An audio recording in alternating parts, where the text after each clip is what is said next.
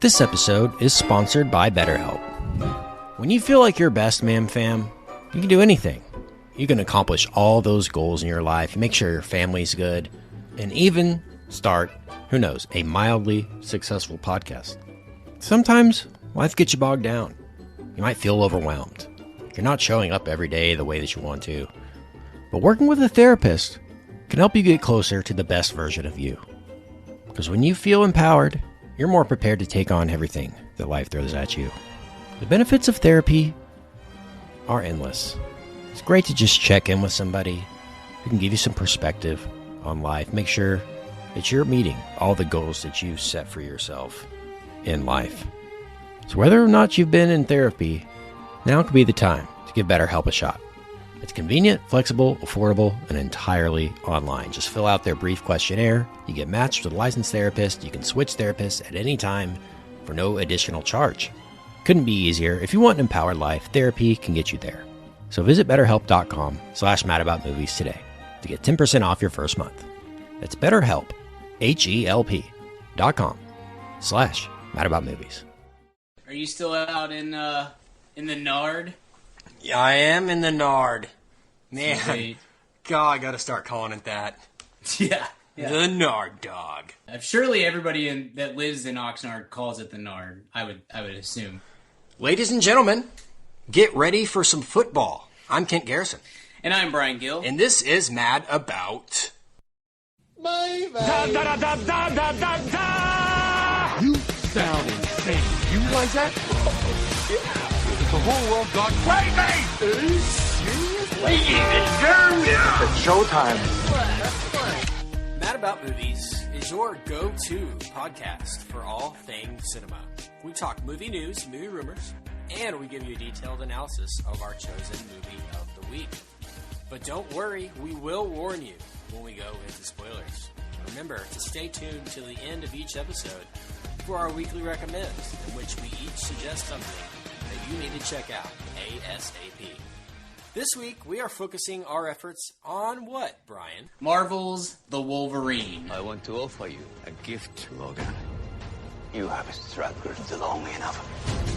Your ability to heal can be passed to another. Allow someone else to shoulder your burden. Logan, son, I can make you mortal. Trust me, Bob. You don't want what I've got.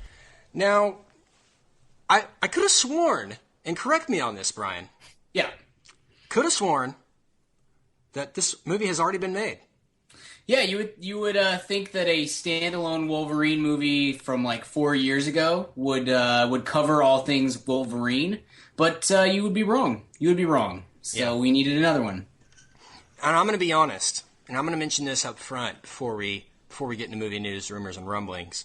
I haven't seen X-Men Origins Wolverine, so I'm really looking forward to your comparison of the two films. All right, I'm ready to give it. Kit, should we let our listeners know that our dear friend Richard is no longer with us for this week, or that he died tragically? You made it sound for a few seconds. You made it sound like he was seriously gone forever. He's no longer with us. Yeah, we fired him from the show. Tragic diarrhea-related incident. It's tough. It's tough. It's really, really tough. But no, Richard is in Montana, I believe. Yeah. Doing a little vacationing up there. He sent us some pictures from his trip. And all of them inappropriate, by the way. Thanks, Richard. Right.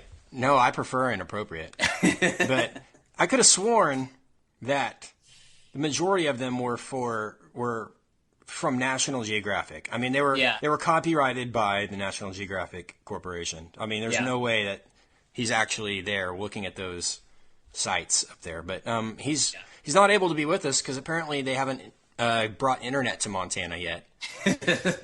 So one of these days, That's all right, though. That gives us an opportunity to talk about how we really feel about Richard, which is always great, I feel like. It'd be good to hear, because I never get to talk to you, Kent. Just you. Richard's always there, just getting in the way, and I mean, I really don't care for Richard, and so I assume you feel the same way. But hey, every once in a while, it's good to be able to talk without him. Yeah, it is. It's great. It's anytime we can not have Richard involved, in something that we like to do. Right. You know. Yeah. I feel kind of obligated, you know, to include Richard in things. Well, he has no other friends. Exactly. So I mean, I feel an obligation, and I'm glad that we can do a real movie podcast this week. You know, and not just the imitations that we've been throwing out there for the past 9 months. But I'm really, really, really excited to get into this with you, because I know you're a big Marvel movie fan as well as I am. You and I are probably the Marvel guys on this podcast for sure. Totally, yeah. So I'm really excited to get into it. But first, wouldn't be a Mad About Movies podcast without a little movie news, rumors, and rumblings. So let's get right down to business. Right off the top of the bat, Star Wars 7 is just around the corner. And, of course, when a movie of this magnitude is on the horizon, the press kind of goes crazy with every rumor that comes out regarding, the making of the movie. And one rumor that has been confirmed that we had mentioned was a rumor on a previous episode. I believe you weren't on the episode. I think it was the Place Beyond the Pines, maybe, that you weren't on the episode where we talked about John Williams' possible involvement in Star Wars 7. Well, he confirmed this week that he is 100% scoring Star Wars 7. Yeah. So, a really, really exciting thing. I think you kind of know what you're going to get there. But like I said, I think in that episode before, I mean, it's just one of those things where it's not Star Wars without John Williams. I really can't imagine a Star Wars film without a John Williams score. So what are your thoughts on that? No, I'm completely with you. I think you hit it exactly. I don't think we're going to get anything that is just, super spectacular and new and unique or catches us off guard or anything like that. But yeah, a Star Wars movie without John Williams is not right. And he's done such a great job in the past of putting those. I mean, Phantom Menace, I think we can all agree the absolute best part of Phantom Menace is the Duel of the Fates and the score that John Williams put to it. And so, he's great. He's the best. It's great to have him on board for this film. And I assumed the whole time that he would do this, but it would be a sad day if they had to replace John Williams with like Hans Zimmer or something, and if he wasn't going to be involved. So good to have him back, and I'm sure that he will do a fantastic job like he always does. Yeah, it's funny because John Williams is a very traditional composer for films. He really watches the film and writes the music afterward. I mean, he really lets the emotion of the film dictate the score of the film. And if he came out with Duel of the Fates by watching The Phantom Menace,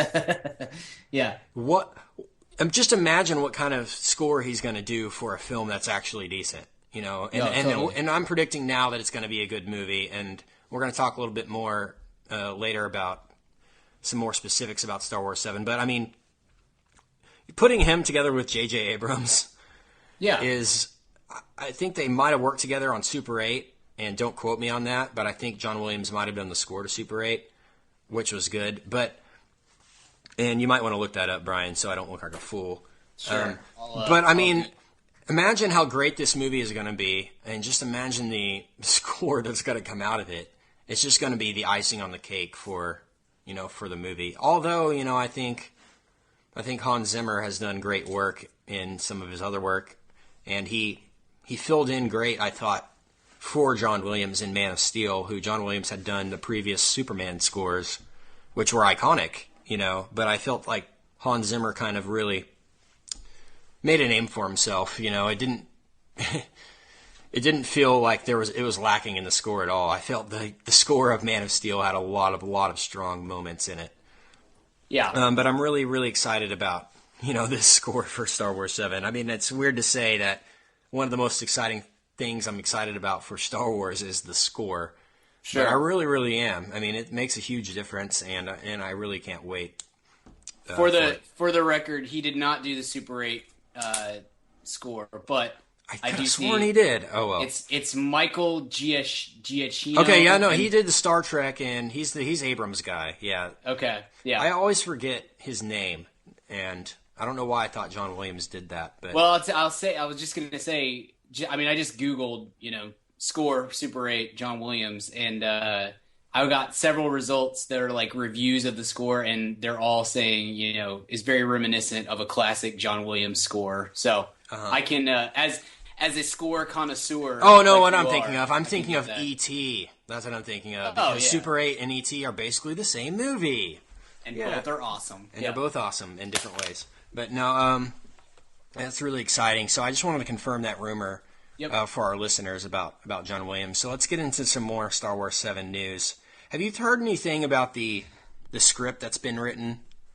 Have you heard any reactions or anything? No, I've only seen or heard what you texted us a picture of the huge script a few days ago. That's pretty much all that I've seen on it. Yeah. So casting rumors, I believe we've talked about before what they're looking for as far as the storyline. I think it's Luke's training his niece and nephew, whom are going to become Jedis, and there's a few other. Right. I mean, the nephew has a friend, kind of a Han Solo friend type of guy, and and they're really going younger with this. But as I mentioned before, and the press goes kind of crazy with Star Wars. This past week, a rumor dropped concerning the male leads in the film, and you and Richard and I had a great conversation via text regarding this rumor. The rumor being that Ryan Gosling, as well as Zac Efron, are in talks for Star Wars 7, the leads. And why don't you go ahead and kind of fill the listeners in on how our conversation went down? I think all three of us agree that Ryan Gosling is an incredible actor. I don't know, I may be higher on him than you, Kent, but he is rapidly becoming one of my favorites. I really love the guy, and I think he's an incredibly talented and diverse actor. So I think we're all pretty good with him being in any movie, especially a Star Wars movie. Regardless of whatever his role may be. The Zac Efron thing is what became our source of discussion, I think, more than anything, because my contention with Zac Efron is I have no idea whether or not he's a good actor. I think I've only seen him in one thing outside of the High School Musical world, and that is 17 again. Have you seen that movie? I haven't seen it. Familiar with what I'm talking about? I haven't seen. I don't believe I've seen any Zac Efron movies. Was he in Hairspray? Yeah. Yes. I've seen Hairspray. Okay. I don't think I've seen that. That's the only thing I've seen that with Zac. I've never seen High School Musical. Any of his work, I don't believe I've seen. So. Sure. I have seen High School Musical. I might have seen the second one. I mean, I work with kids, and, at some point, when you've worked with kids for 15 years, at some point you're going to end up watching some movies that are pretty terrible. But no, I mean, he was fine in 17 again, and he actually he hosted SNL 3 or 4 years ago, and he actually had a pretty good turn on SNL. Did one of my favorite bits that they've done in the last decade, where he played the kid from High School Musical coming back to high school and talking about how different college was than the high school that he grew up in.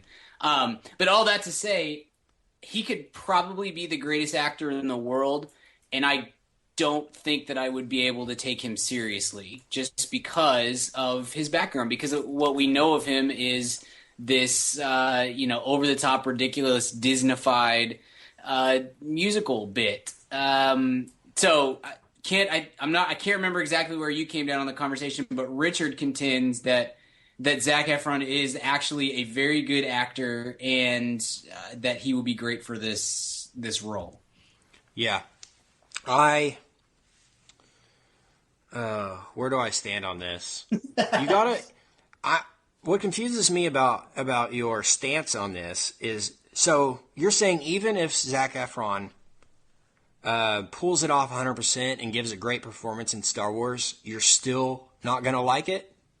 I'm not saying I'm not going to like it. I'm not saying even that there's no way that it's possible. I'm just saying from the outside looking at, when you're talking about making what very well could be the biggest movie of all time, and you're already coming on the heels of 3 other movies in this series that did not go over well and were considered too kiddie and too insignificant for what they should, compared to what they should have been.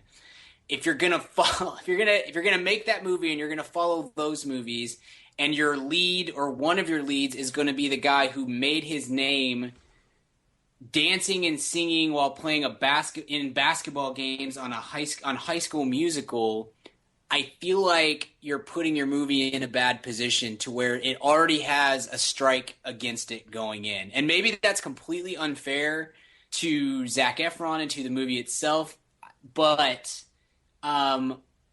for anybody who's like me, who, Richard saw that, he recommended that movie, The Paperboy, at one point during our weekly recommend, and Zac Efron's in that, and I've heard he's good in it. I haven't seen that movie. I haven't seen anything else that he's done that's outside of the Disney world, and so it's going to be very difficult for me to take him seriously, and therefore take at least his portions of the movie seriously, when I'm going in with this. And I'll try not to. And look, I'm going to go see Star Wars, and I can guarantee you that unless it is a complete disaster, worse than the prequels, I'm going to come out and I'm going to say, man, I really like that. And maybe afterwards I'll come back and change my mind. But Star Wars is just such a big part of my life. There's no way that I won't enjoy that movie. I would say that just in 2013, 2 years before the movie comes out, I would say right now that I would much prefer that my Star Wars movie not involve Zac Efron. Right. And when I heard this rumor, I felt the same way. But then I felt like I needed to look at it from the perspective of Kathleen Kennedy and J.J. Abrams. And if there's one thing, this movie's, like you said, is probably going to be the biggest movie of all time, box office. Yeah. But if there's one thing, in all honesty, that the Star Wars franchise is missing, and that has never hit, is the female audience. And I think having Zac Efron and Ryan Gosling in your movie is going to draw females in droves, really. Yeah. Girls are going to go together without guys to see this movie. If you get some no-names in there, or just some randos from TV in there to play these Jedis, like, guys will see it, yeah, and guys will like it. But I just really think it's kind of a stroke of genius on their part if it ends up being true. And I think I really have to be proven wrong on that one. So, yeah. Now, my counterpoint to that would be Ryan Gosling in and of himself is probably enough to draw that audience. And Ryan Gosling is a tremendous actor. And so, and I would ask this too, and I don't know. I don't know what the answer to this is. I know that Zac Efron's last two movies that he was the star of tanked really badly. He did a Nicholas Sparks movie. Yeah, I think it was called The Lucky One or The Lucky Ones or something like that. And he did another movie that looked like a Nicholas Sparks movie called Charlie St. Cloud, I think is what it's called. I can pull up his IMDb, but I think I'm right on that. Both of those did not do very well at all. And so my question is, if the goal is, okay, we're gonna get good actors. I think obviously that's number one. B, we're gonna find some actors who have broad appeal. If we're going with what you're saying, Kent, and we're gonna try to get the female audience, the non-cosplay female audience. Does Zac Efron even hold any sway within 100%. You know what I mean? If you asked any girl, I have a sister who's 17 in high school. Okay. If you asked her who are the most attractive male actors, Zac Efron and Ryan Gosling would be, over 75% of people's answers would be one of those two guys, I think. Okay. So, I think it is going to be a stroke of genius. I think Zac Efron has talent, but it's kind of like DiCaprio maybe in his early days, before he did What's Eating Gilbert Grape. He was just a TV guy who was, he was on the cover of Teen Beat magazine and things like that. Nobody took DiCaprio seriously until he did movies that people gave a rip about. like Titanic and like his later Catch Me If You Can and things like that. But right, I mean, when you get a good director and a good script and a franchise film like this, and it's not bad. I mean, it's going to take him to the next level. And I think Richard mentioned that Efron is roommates with DiCaprio. Wow. And they're great friends. So, I mean, there's no telling what kind of chops Efron has now, as far as acting. I mean, he's probably learned so much from DiCaprio on that front. But I want to talk a little more about Gosling here, because the more I picture it, in the most non-homosexual way possible, Efron is so perfect for Star Wars.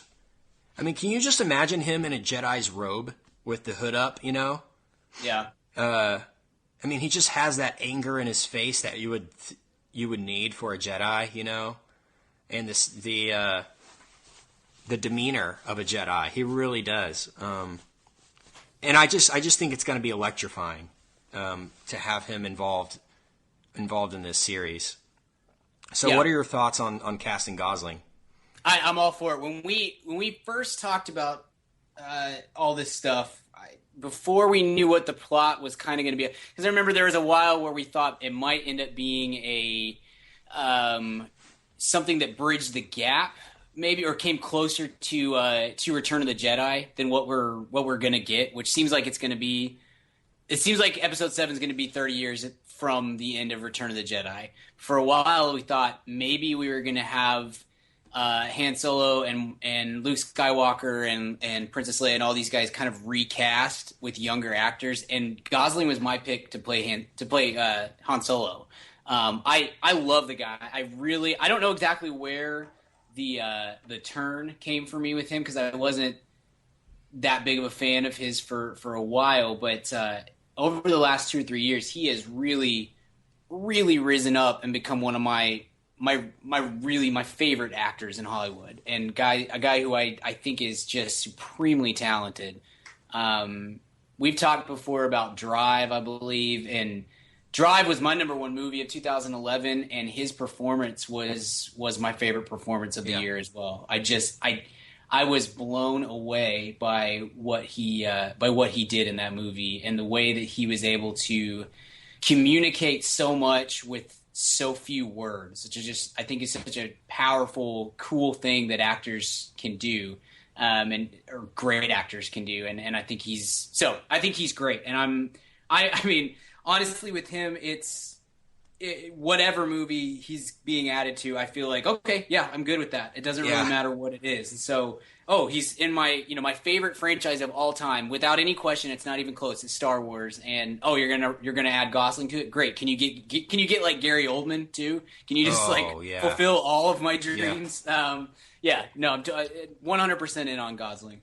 Yeah, I'm going to back you up there. And again, in the most non-homosexual way possible, I'll see any movie with Ryan Gosling in it. Oh, absolutely. Until he proves me wrong, and until he does something that's shite, I really think he is immensely talented. And that movie, Place Beyond the Pines, which is his last theatrical movie, I believe, he was the best part by far. I mean, you never want to see him not on the screen, really. Mm-hmm. He's just such a great actor. And to add him to Harrison Ford and Mark Hamill, and with J.J. Abrams at the helm, is just an amazing thing. And hopefully that rumor is true. I mean, he has the Star Wars script on his desk right now. Yeah. And he's probably already read it, I mean, I'm so jealous of him on that front. But you got to remember, Brian, and you hit on it just a little bit before, you have to remember that Ryan Gosling was a Mouseketeer. Oh yeah. He was Zac Efron. Yeah. Back in the day. I mean, he was almost in the Backstreet Boys. Right. So, I mean, there was a turn there, and it was Drive, where you started to take him seriously and realize his talent level. And I think that this is the film for Zac Efron to do that, is this Star Wars movie. Again, my argument to that is, and you're not wrong at all, but my argument to that would be, we got several... And Gosling did Nicholas Sparks' The Notebook, too. You know, I know, and no one took him seriously after that.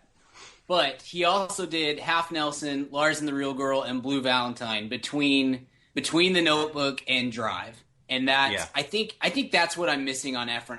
Here's the thing: I'm willing to take him seriously. I'm willing to give him a chance. I would like to see 2 or 3 films that are somewhat accessible, because I don't think Paperboy is accessible at all. They're somewhat accessible, even if they're indie movies, where I can start to build towards taking him seriously. Do you know what I mean? Rather than him just jumping from High School Musical and 17 again directly into the movie that I'm looking forward to more than any other movie ever in the history of the world. You know, that's all. I'm totally willing to I'm happy to see him go from what I think of him now as just, a fluffy Disney actor to becoming a great actor. And maybe I'm just a jerk for not taking him seriously as is, but I'm concerned about, it's not just him, it'd be anybody going from a movie, from a resume like his straight into this huge, epic, important action film that's going to be a very big deal for me personally. Yeah. I want to talk about some female casting now. And I've thought about this today, actually, and I'm convinced that it's the right move to make for Star Wars 7. Okay. If you're trying to cast a teenage to mid-20s girl for this movie, there's only one name for it, and that name is Emma Watson. Oh, yeah. I mean, think about how perfect she is for Star Wars. I mean, there's no other name. She's been in Harry Potter. She's been in an epic movie before. Yeah. She knows how to do the action movie, the CGI crap. Mm-hmm. And people love her. Everyone knows she's good, and everyone likes her. So, I mean, Ryan Gosling and Emma Watson in this, oh man, that's going to be so great. Yeah. So, is there any other name that you think could possibly do that besides her? Because to me, that's the only name on my list. Yeah, you're putting me on the spot. And people were going to mention like Kristen Stewart and things, but no. Please God, no. So Carey Mulligan, maybe. I'd like to see her again. I don't know if she could do an action movie, but I think she's talented, and she has great chemistry with Gosling, which we've seen before. Yeah. No, if they're casting a youngish girl, which if they're holding to this storyline, they should be casting the mythology, I guess, or the canon for Han and Leia's kids are Jaina and Jason, who are twins, and we're thinking that correct me if I'm wrong, but we're thinking that they're going to be in their late teens. Is that right? Yeah, I would say. I mean, Luke is going to be what, in his 50s or something? Yeah. So, I mean, they're going to be, if they cast Gosling, I'm sure they'll make it older. Right. I'm interested to see what Gosling ends up as, because to me, if they're going to go with that route of, we're going to have these Luke Skywalker's training his niece and nephew. I think the niece and nephew would be Zac Efron, Emma Watson. Yeah, and I think Gosling would be sort of the rogue guy that Efron and Watson kind of team up with, like Han Solo, like Luke and Leia did with Han Solo. Yeah. So I think they're going to sort of stick to the canon and make it sort of reminiscent of the original, but in a new way. Do you know what I mean? And I think, like you said, I mean, Gosling would be perfect for a Han Solo type role, a rogue kind of smuggler guy, really kind of shady. But I hope he's a Jedi, because I think he could pull off a Jedi. Excellent. Sure. No, you're dead on with Emma Watson. Off the top of my head, I can't think of anybody else. I'll try to come up with some names maybe for our next episode. But yeah, we'll have to mention these to Richard, because I know he has a lot of thoughts on these. So next week, when Richard's back, we'll ask him about this too. So I'm sure this is a topic that'll get brought up many times before it's all said and done. Yeah. We are the official podcast of Star Wars, so I mean, we talk about it constantly. Our listeners should know this by now. So exactly. There's one more thing I want to mention before we get into the Wolverine. Did you see the trailer to this movie when you saw the Wolverine, The Secret Life of Walter Mitty, starring Ben Stiller? Yes. Yes, I did. And I wanted to mention this because apparently this movie is incredible. Yeah. And apparently Ben Stiller might be the front runner for Best Actor at this point. And I just want to ask you, Brian, and we might have to ask Richard this again next week, but are we prepared to live in a world where the two best performances of the year come from Matthew McConaughey and Ben Stiller? I know what I mean? It's so weird. It's so weird. Oh, man. I don't know if I'm... I really like Ben Stiller. I don't know how you feel about Mr. Stiller, but he...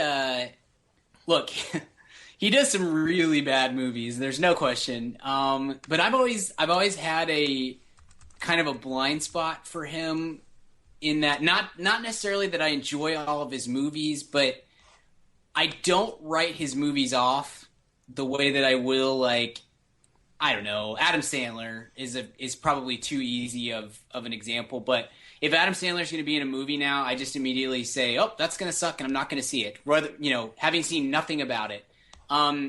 Ben Stiller really doesn't have that great of a resume if you really want to get right down to it, but maybe it's just that he did a great bit on Arrested Development, or he's had a couple of great turns on SNL. I love Tropic Thunder. He's done some great stuff, and it's just mixed in with Zoolander. It's just mixed in with a bunch of junk. But yeah, I don't know what to think of the world where we're gonna have, where we could have Ben Stiller nominated for Best Actor. But the trailer, as you mentioned, Kent, looks just incredible. And I hadn't heard anything about that movie until I saw the trailer before Wolverine, and was just, I think I was floored by the cinematography of it. Oh yeah. I spent the first 10 minutes of the movie not really paying attention to the movie because I was just thinking about the trailer that I'd just seen. So, I'm very, very interested in that for sure. Yeah, I think Ben Stiller is talented. I mean, there's no doubt. But, I mean, he does make some bad career choices. Yeah. And a few I can name just now. The Watch. Yes. Terrible. Little Fockers, maybe. Yeah. Meet the Fockers, you could put into that as there's well. Ones that I haven't even heard of on here. Yep, The Heartbreak Kid. Envy is a terrible movie. Envy, yes, horrible. School for Scoundrels. School for Scoundrels. Duplex. Oh, dude, I forgot about Duplex. There's some terrible ones, but there's also some great stuff in here. Like Tropic Thunder, I thought was genius in a lot of ways. I thought he was amazing in that. I loved his character in Arrested Development, Tony Wonder, and I was hoping we could get a Tony Wonder movie eventually. Yeah. But he's a great comedic actor, but I think he does have dramatic chops. And I think this movie is going to be the proof of that. And I guess the only time we've seen it really is Greenberg, which I've not seen, but it got, I guess, decent reviews. And I'm not saying that Walter Mitty's going to be a drama. I think it'll be a dramedy. There's funny moments in the trailer itself that made the audience laugh out loud. I mean, the audience was dying in the last scene of the trailer. Right. But I really think he has chops, and I'm really looking forward to this movie because with the reviews I've got that it's gotten, I'm really excited. It reminded me of Up in the Air, the cinematography. Sure. I was going to say it kind of had the vibe that I got from it was a more, and apparently this is based on a short story that I've never read before, but I'm going to have to before the movie. But it reminded me of a more epic version of Stranger Than Fiction, the Will Ferrell, Emma Thompson movie. You know what I'm talking about? Yes. It just kind of had that vibe to it, but with a much more epic, high class cinematography feel. Yeah, I'm excited about this. We're going to do an episode on it for sure. So look forward to that coming up, I believe, in December, Oscar time. That's how you know it's going to be good, is the release window. Right. So Yeah, like I said, it's just funny to think, and it's end of July, it's August this weekend, and the two best performances that we've heard about is McConaughey and, Ben Stiller. Yeah, so is there any, other than McConaughey, is there any performances you've seen that you said, wow, that was Oscar worthy? One more, and hopefully it's going to be the movie. No, Carell's great. Sam Rockwell? Talk about next week. Sam Rockwell. Yep. It's way early. Obviously, most of the contender type movies that are gonna come our way have not come out yet. If I had an Oscar vote right now, I would cast it for Sam Rockwell, and I wouldn't even think about it. He's tremendous in the way back. So, and you can't count out Clooney and Gravity. Clooney and Gravity, and then the entire cast of The Monuments Men that Clooney's directing. That one's going to be the one I think that does a lot, or that is going to change the fortune of a lot of these people who are contending. Because if it comes out and it plays like Argo did, you're probably not going to. It's probably going to be up for all of the. It's probably going to be up for your director and Best Picture, but it may not take any actor awards. That's kind of the vibe that I'm getting right now, but we haven't even seen a trailer for it. If it comes out if there's a definite lead performance and there's a definite pair of great supporting performances, then I think that could change the conversation for a lot of people who are hoping to get an Oscar nomination this year. Yeah, I can't wait to do our Oscar episode, man. I love breaking down acting in general, other than just movies. I really like comparing acting styles and stuff, so I'm excited for that. So, how about we move on and talk about the Wolverine? Let's do it. Hey, what's up, Ma'am Fam? Kent here. And yes, if you're hearing from me, you know it's time to talk about Blue Apron. If you haven't tried out Blue Apron by now, what the heck are you even doing? Blue Apron is the #1 fresh ingredient and recipe delivery service in the country. They deliver fresh meals straight to your door. All the food is fresh, it's sourced from local farms, and there's no wasted ingredients.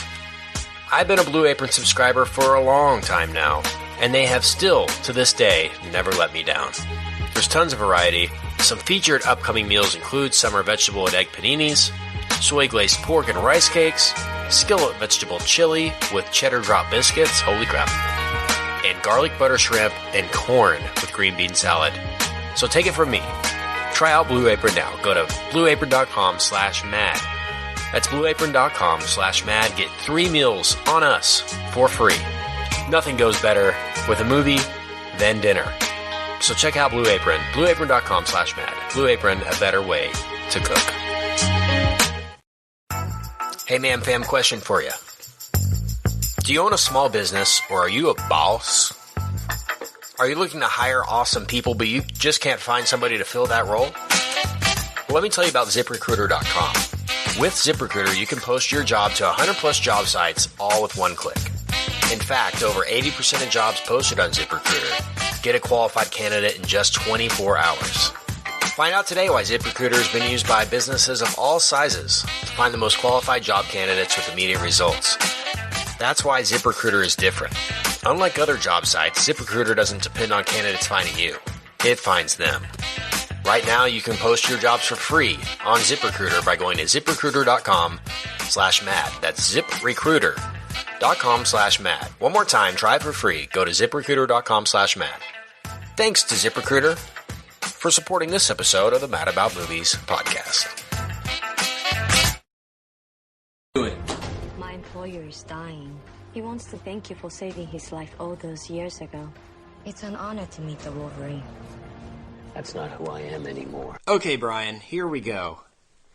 Man, I just, every time summer comes around, and not even summer, but every time a Marvel movie comes around and opening credits come and that Marvel logo flipping comic books comes up, I just get excited. Yeah.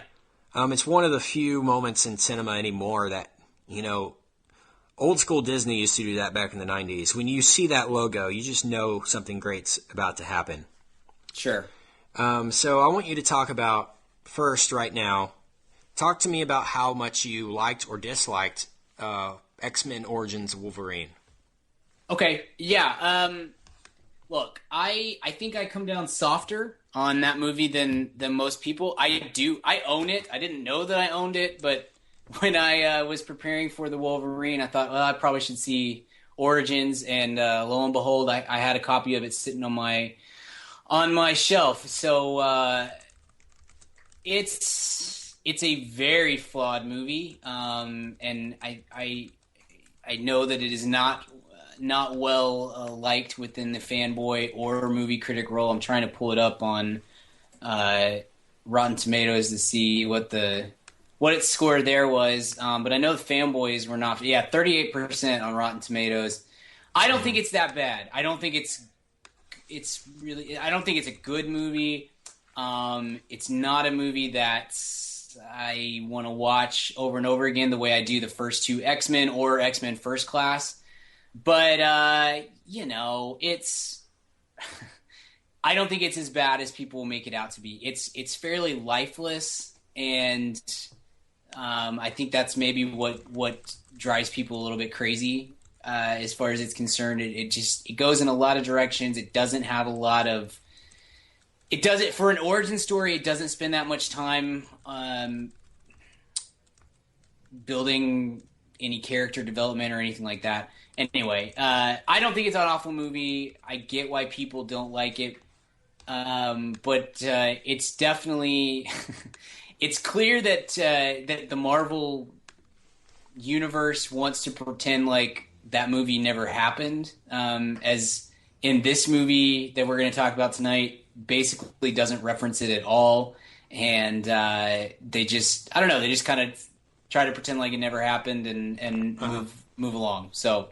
Not a terrible movie. Not a movie you want to watch a bunch of times. For some reason, it has Will.I.am in it, so that's not great. Brian, how could Will.I.am in a Marvel film not be great? Answer me that. I know. I just can't. We need to do a whole pod sometime on why we insist on putting singers and rappers into our movies and why it just never works out unless it's Tyrese Gibson. Was Tyrese Gibson a rapper or was he He was model? an R&B singer. He wasn't a rapper. Okay. All right. Tyrese Gibson gets a pass because of his greatness in the last two Fast Luda gets a pass. Yeah. But if it's Fast and Furious, you can do whatever you want. But everybody else, no more singers or rappers in your movies. No, look, it's not a good movie, but it's not the worst movie. I think it has a worse reputation than it really deserves. But you can understand why fanboys of Wolverine, which I consider myself a part of that group, want something else to hold on to rather than the X-Men Origins movie. Yeah. So, that being said, give me your initial impressions of the Wolverine. I'll say from the get-go, I wasn't enthusiastic about this movie at all, and as much as, like I just said, I'm a huge fan of this character, having grown up a big X-Men fan. That cartoon was a huge part of my young upbringing, a big part of my youth, and I love that cartoon. I love the Wolverine, and I think his character is very fascinating. I wasn't just all that juiced about this movie because I've started to feel like Wolverine is very similar to the Hulk, wherein he doesn't make for a good movie on his own. He's best in a supporting role, the way the Hulk was in the Avengers. So I wasn't that juiced up about it, and my initial impression was it wasn't bad. It's better than I thought, and if maybe more than anything else, I really, really enjoyed all of the Wolverine parts of this movie. I thought as the movie got further and further away from Wolverine, as we branched out into some of the other characters, I didn't care, and I thought it definitely went. And we can talk about this more later, but I thought it definitely went in way too many directions. But it's a solid Marvel movie, solid superhero movie. I think a different sort of film than we usually get from the Marvel studios and from the visionaries that work on the Marvel properties. It's a much grittier, harder look at a superhero, and I kind of enjoyed that part. And I thought Jackman. Look, I think Jackman is always good, and I think that he is kind of born to play this role. But this is, man, he was really good this time around. Not that he's ever been bad in this role, but maybe better than he's ever been before. Yeah, I think before on this podcast, you had mentioned that other than Star Wars, that X-Men was your favorite franchise ever growing up, maybe, that you watched.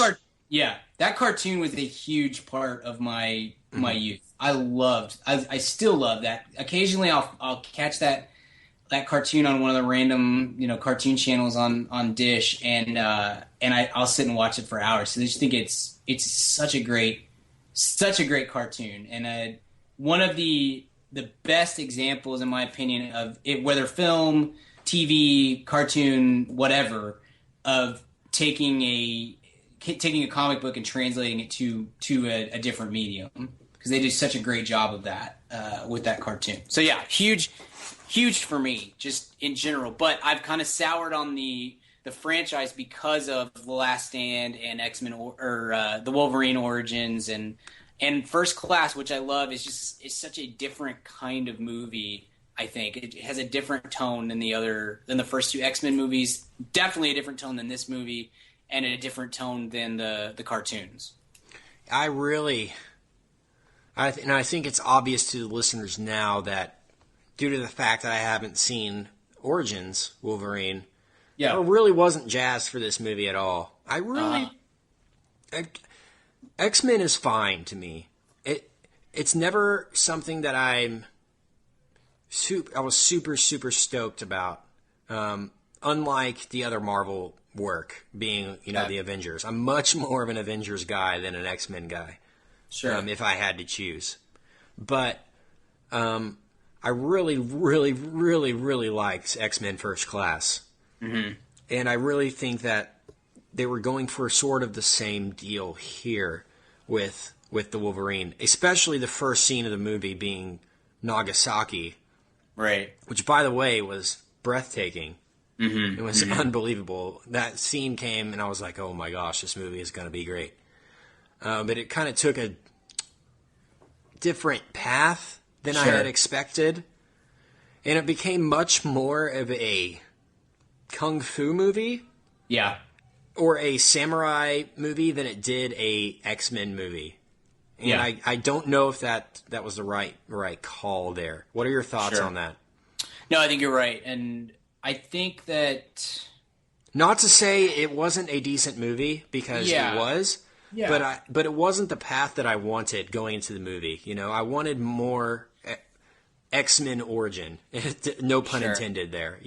So I think what you said is exactly right, and I think that it is both the blessing and the curse of this movie, because I thought for a while what it kind of turned into was like a crime thriller with a superhero backbone, and I really dug that. It kind of it's not more than 20 or 30 minutes within the movie that goes along that path, but it kind of had me jonesing for the Agents of S.H.I.E.L.D. TV show that we're going to get this fall, because I think that's kind of what they're going for there, and I really like that. And then you're right, it kind of turned into a kung fu movie, and so I guess my point would be, I think that those are really cool, unique ways to do a superhero movie, and I appreciated that, and I thought that was a cool bit. I think I would prefer it if they would have just stuck to one theme. Put Wolverine, put a superhero within a crime thriller, and we'll just do that for the whole movie. Or put a superhero in a kung fu movie, and we'll do that for the whole movie. I think I got tired of it as it progressed, because I felt like they were trying to hit on half a dozen different themes or genres even, and when I really wanted just to stick with one thing and go with it, because I think by the end it's basically just turned into a superhero movie again, and it's a fairly generic ending or final third act, whereas the beginning of it, the first two acts at least were not that way, but they did suffer from a bit of schizophrenia. Genre ADD. Yeah, sure. That's a great way to put it. Yeah. And I totally agree with you, especially about the third act. We might go into spoilers later. I don't know if there's really a spoiler here because, I mean, it's obvious the ending that Wolverine's going to destroy everybody and ultimately remain the Wolverine. Right. But I feel the same way. There's some breathtaking moments in this movie, though. The first scene, like I mentioned, is great. And the bullet train sequence was awesome. Right. The whole time that was going on, there's a scene, I don't know if you've ever been to Japan, but bullet trains are a big deal there, and they go about 200 or 300 miles an hour, and you can get from point A to point B in literally no time. But there's a scene, which is a very typical scene in a movie where, I mean, we saw it in The Lone Ranger, and we've seen it in every summer blockbuster probably in the past 20 years, where somebody's running along the top of a train. I mean, you saw it in Spider-Man. We've seen it in so much. But to do it at 300 miles an hour is taking it to the next level. And I thought that was by far the most impressive thing in this movie. And it was one of the only times where I felt like I was watching X-Men and not watching a Kung Fu movie. Yeah. But this is much more of a character piece than it is an X-Men movie. Sure. And, you know, just when you think people are sick of the Wolverine, you know, I was sitting in the theater on a Sunday night at 9:30 p.m., and it was completely sold out, you know? Right.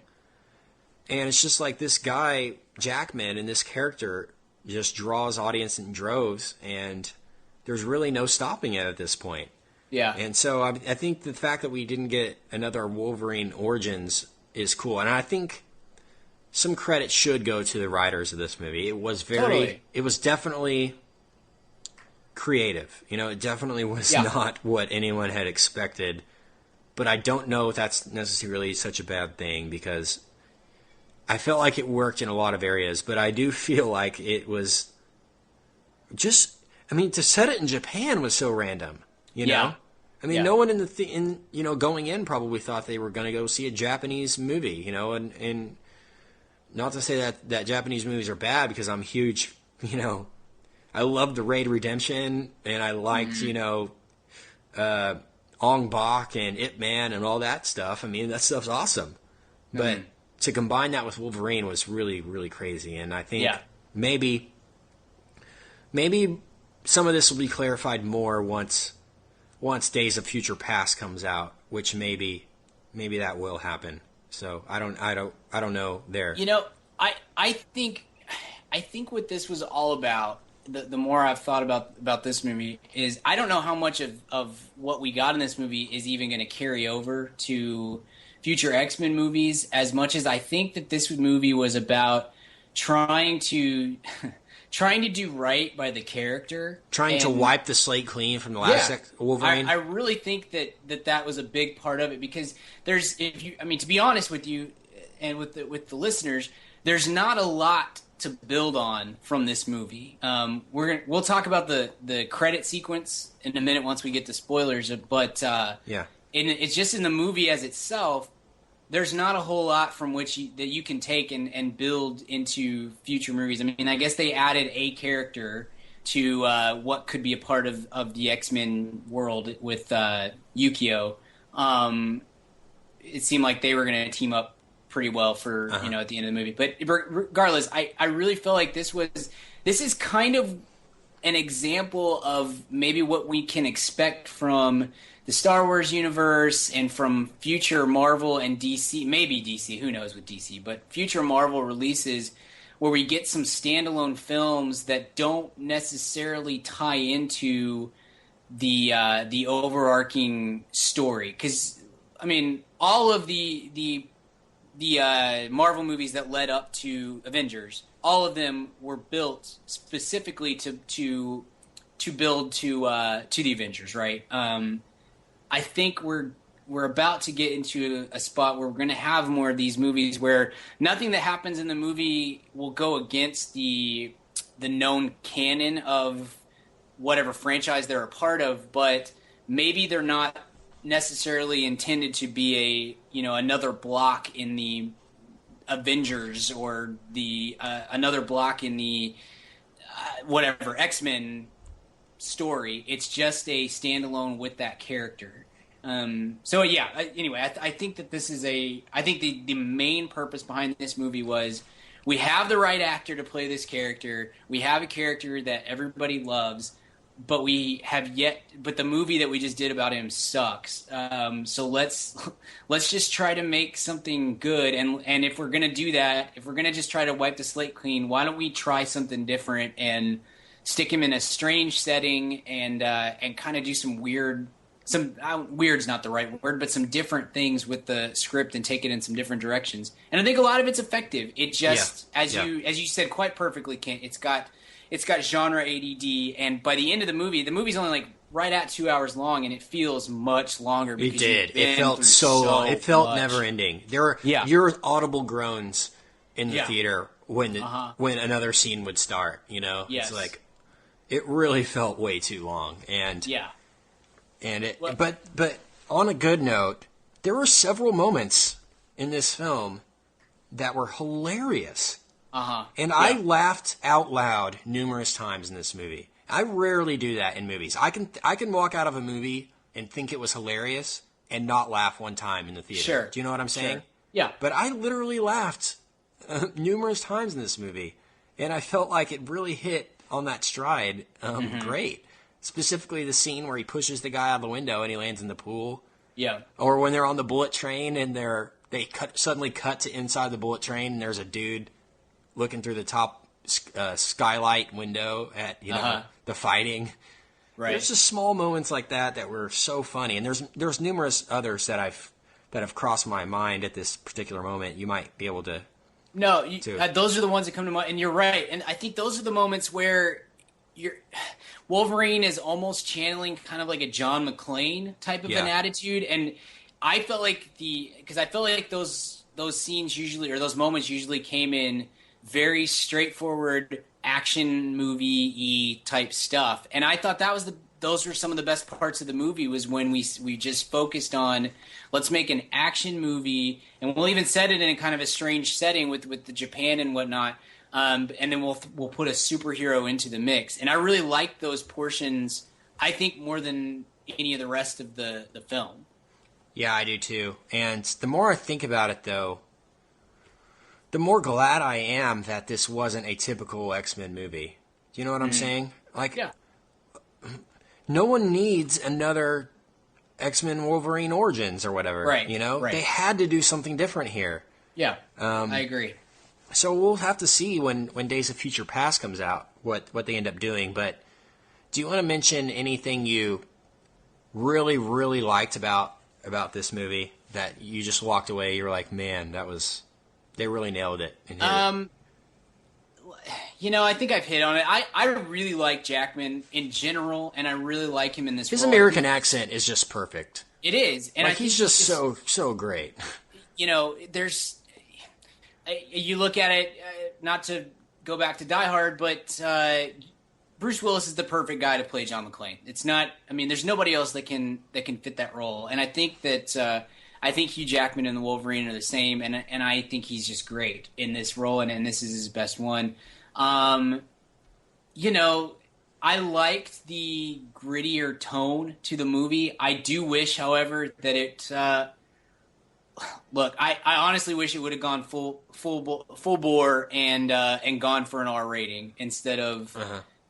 I felt like they went. Because I don't care. It came close at some parts. It really did. And there's cussing, there's F-bombs, there's blood. Right. It's... And that always kind of bothers me because I'm not somebody who feels like it, I know there are a lot of people out there who think that action movies especially cannot be good unless they're R-rated. And I think that's dumb. But yeah, that's stupid. I don't care one way or the other whether you're PG-13 or whether you're R, but I don't like movies where I felt like, while watching this, I felt like it was supposed to be an R-rated film, and at the last second they kind of chickened out and cut some of the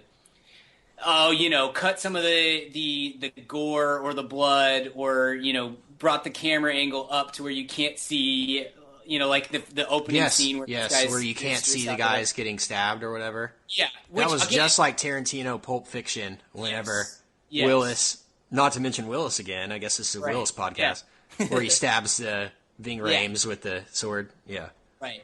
No, I don't care whether you want to be PG-13 or R. I'm fine with, especially with this movie. I think this honestly would have been the perfect opportunity to say, okay, some of our characters are in darker places, and we're gonna have really dark, gritty movies, and those are gonna be R-rated. I think this would have been the right time to do it. But if you're not gonna do it, don't go 80% of the way. You know what I mean? Like, find the happy medium ground between PG-13 and R, rather than just it starts to feel cheap when you're building towards something that's definitely going to be classified as R-rated, and then you kind of you glance away at the last second. So I would have honestly preferred to just go full bore and pick up the R rating, and go and really take it to the dark place that I think that it started to go and then kind of backed off of. It's really intriguing to think about this movie being an R as a standalone, you know. Yeah. If it doesn't fall into the canon that they're trying to establish here for X-Men, that would be a great call, because I don't feel like you're alienating anyone, because the entire audience I saw it with was adults. There was no kids in there. Yeah, you know? I totally agree. And you remember this movie originally was supposed to be directed by Darren Aronofsky. Oh, That was where they were going. And at the time, I thought, when they announced that, I thought, man, that's kind of a weird I can totally choice. see it now, though. Yes, I 100% agree. The more I felt, and who knows how much of this movie was what, Aronofsky, I don't even, who knows what the script really was when he was signed on, but you kind of get that vibe from it, and you kind of wonder if, it led me to wonder personally if this was the argument that led to Aronofsky leaving the project. If it wasn't just that he wanted to go do Noah, if it was that, okay, yeah, I want to do this, but this is an R-rated movie, and Fox or Marvel, whoever has, I don't know. It was Fox. It was Fox with Marvel. It wasn't Disney. So if Fox and Marvel said no, we're not doing R-rated movies with these guys, and that's why he left. I mean, that's complete speculation on my part. I don't know anything about that for sure. It just kind of, that's what started running through my mind as I was watching, because you knew Aronofsky would want to go all the way with this and make it as dark and kind of grimy as it starts to become, and then just it backs off. Yeah. Yeah. So, Brian Gill, grade for Wolverine. I'm going to give it a solid B+. B+? Yeah. I give it a solid, that's actually a pretty good grade. I'll give it is there anything between a B and a B+? Yeah, you know what I'm saying? That's kind of right where I'm about at. An 86.5. Yeah, it's right at the top of the B's and right at the bottom of the B+. I would say. Yeah. Yeah. So, actually, you're going to hate me for this, but I was actually late to meet up with some friends when I saw this movie, and so I didn't stick around for this post-credit sequence because I know that Marvel is known to stick 1,000 fake names in the credits just to make people wait for the post-credit sequence. So I knew I was going to be sitting there 10 to 15 minutes waiting for it, and I just didn't have the time, literally, to sit there and wait after a 2-hour movie that I was already like, all right, come on, end it already. So please fill me in, and spoiler alert coming up right now for Wolverine. Fill me in on the post-credits. Sure. So we had Wolverine walking through an airport security checkpoint, and right as he's about to go through, he starts to see a bunch of metal objects kind of swirling about, and he realizes, who's in the room, and he whirls around, and there's Magneto, and it's Ian McKellen Magneto, not Michael Fassbender Magneto. And Magneto says something to the effect of, bad things are coming, I need you to be on my side, or help me, or whatever. And Wolverine says, why should I trust you? And he says, you shouldn't, but you should trust him. And right as he starts to say it, you look around and you realize that everybody in the airport is frozen, that nobody else is moving. And Wolverine wheels around, and in rolls Professor Charles Xavier, in the flesh, Patrick Stewart, back from the dead, if you remember the end of Last Stand. And he says, something like, I told you that you're not the only one with powers or something like that. Right. Anyway, just really set up beautifully, in my opinion, just perfect setup for Days of Future Past and the kind of vibe that we're going to get from that movie with the collection of all of the mutants from our various X-Men movies. Great, man. I'm going to have to look that up. That's exciting. Oh, yeah. I'm really, after seeing this, I'm really excited for Days of Future Past. I am too. I think they're going down the right path here with it. I am too. So. The viral marketing that they're doing right now for that movie is pretty spectacular too. The image they released today of Peter Dinklage is incredible. Yes. So if you go on Google and type Peter Dinklage X-Men, and I'm sure it's the first one that'll pop up. It's absolutely incredible. Yeah. So sweet stash, bro. Yeah. Really, really amazing stash. Great stash. So let's, I know we're running out of time here, but let's move on and give weekly recommends. So go ahead. Hey, you go first. I forgot to get mine. I got to look something up real quick. Forgot to get yours? Yeah, I forgot to come up with one this week. So all right, I'm going to mention a TV series from Adult Swim that just got added to Netflix a few weeks ago that I had never seen or never gotten a chance to see, called Children's Hospital. Okay. Have you seen this? I've caught a couple episodes here and there, yeah. Yeah, this show is so random and so funny. I mean, it really is just so funny. It stars Rob Corddry. Is that his name? Yeah, yeah. And a bunch of other people. It's really a funny show about a hospital, kind of Scrubs-esque. But sure, yeah. Tries to be more serious than Scrubs, but somehow is more funny, if that makes sense. Yeah. It's just great. Each episode is only like 10 minutes long. And so it's real easy to knock out the first season in about less than an hour, I think you could do it in. Right. And so it's just really funny, original show, and I can't wait to watch season 2 of Children's Hospital. So check it out. It's really inappropriate. Don't watch it with your parents. Don't let your kids watch it. Right. It's definitely an Adult Swim type show. But check it out. It'll make you laugh. It's really just a really original and funny show. Children's Hospital is my week recommend. So, Brian. Yeah, I actually watched this like maybe a month and a half or 2 months ago, but I just haven't had a chance to bring it up because we've always had other stuff to discuss. It's a show that was on BBC America, and it went from no one's ever heard of it to everybody that I follow who is in the TV world was talking about it within like a week. It's called Orphan Black. And like I said, it was on BBC America. It's 10 episodes long. It just completed its first season, I think at the very beginning of June. It has a tremendous premise, and it is completely out of control, and it gets kind of crazier and crazier as the season goes.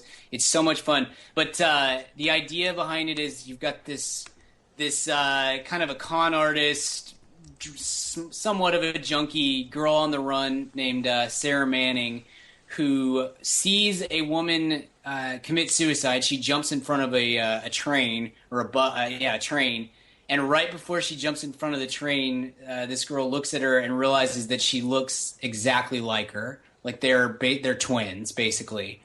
So she ends up stealing this girl's identity to get out of a jam that she's in, and because of this, she gets wrapped up in this really crazy conspiracy, and it's. I don't think it's a giveaway to say that the basic premise of the entire show is she discovers that she is a clone and that there are several others of her out there. And they're all wrapped up into a very strange, kind of just wild conspiracy.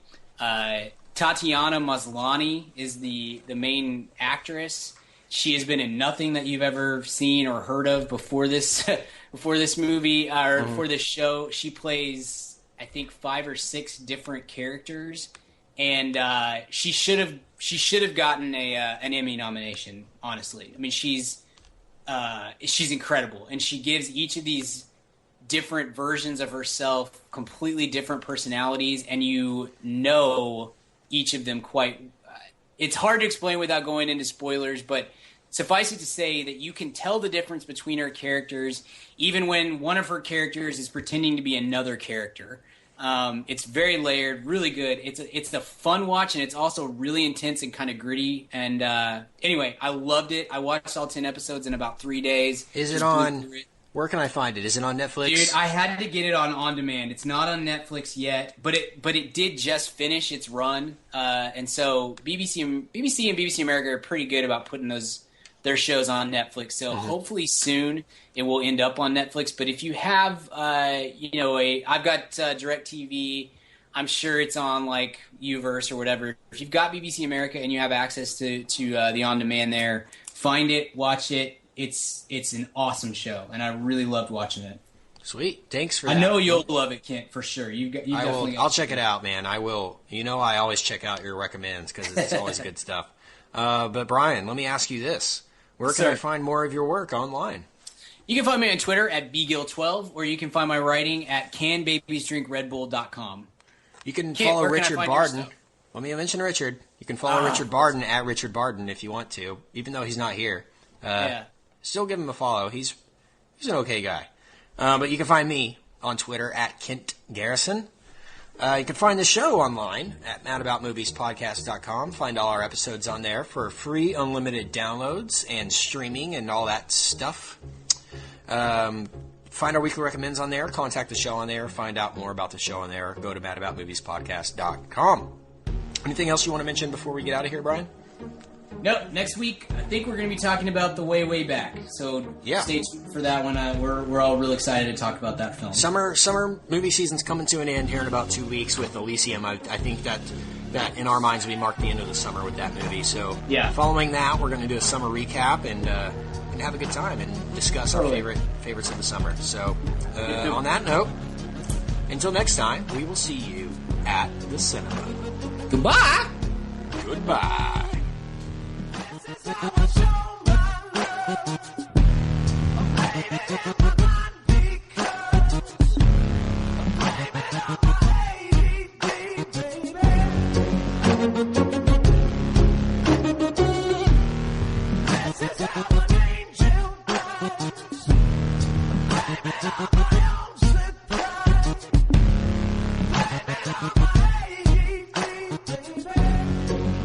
Baby.